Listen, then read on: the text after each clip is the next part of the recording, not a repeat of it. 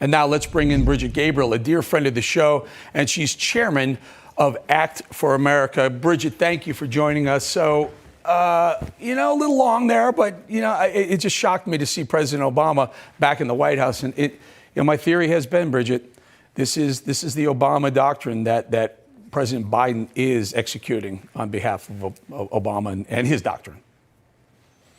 Well, look, exactly. Even Obama was bragging about it last year. Remember that interview he gave in June 2021 to a podcast in New York? He said the Biden administration is basically finishing the job. It's a continuation of the Obama administration. He was bragging about that. He was bragging about how his staff, the administration, a lot of the Obama administration is working now in the Biden administration, continuing the legacy, continuing the job. So back in June 2021, less than a year ago, that was like a badge of honor that Obama was bragging about.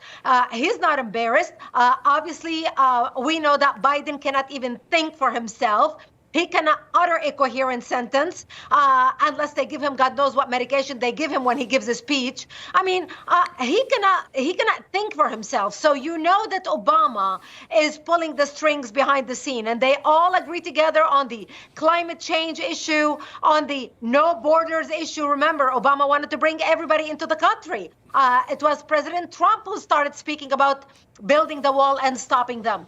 Again, Obama apologizing to the world about what America did and the colonialism. So Biden is just continuing what Obama did. But just remember one thing. Even Obama has a boss. So if Obama is Biden's boss, Soros is Obama's boss, because Soros holds the purse with the money that funds everything. Yeah, so do you remember that speech? I'm sure you do, Brigitte. That Cairo is President Obama's first speech outside the United States. He left. He went to Cairo, Egypt, to a University of Cairo, and he gave a very, very long-winded speech. And so many American scholars call that an apology, the beginning of the apology tour, apologizing to the world for American exceptions. And what he thought was happening was he was apologizing for years of us saying, we're above terror. We should be killing terrorists, and almost bringing them into a fold and wrapping arms around these terrorists, thinking that being nice to them would work. Within a year, ISIS is beheading Americans and others. You remember that?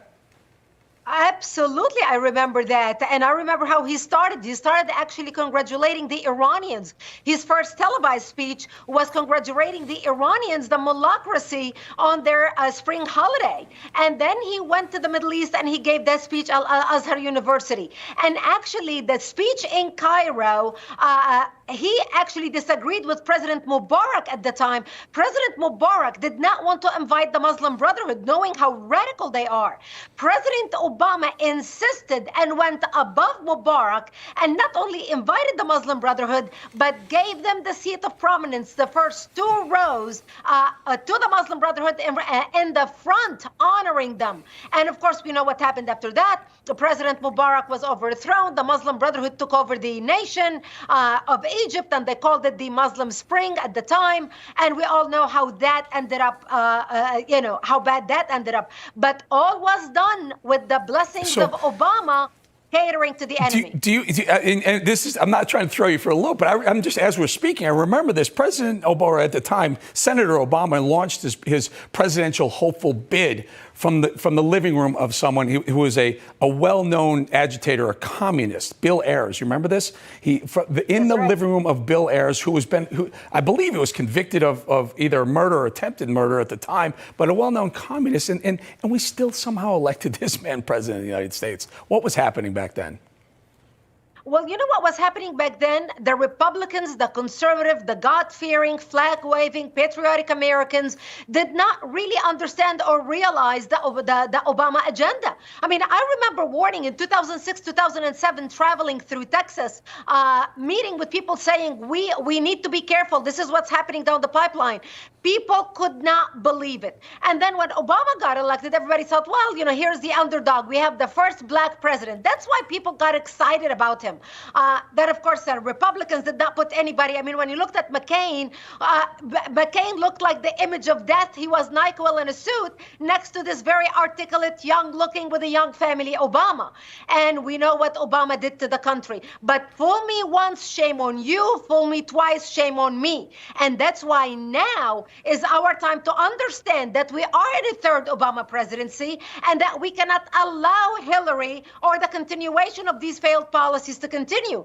This is why it's important for every patriot to be engaged, to be active, to be informed, and to be mobilized. Yep, Brigitte Gabriel, you're 100% right, and we're glad you're here speaking the truth right there. Brigitte Gabriel, thank you so much for joining us. Thank you for having me with you.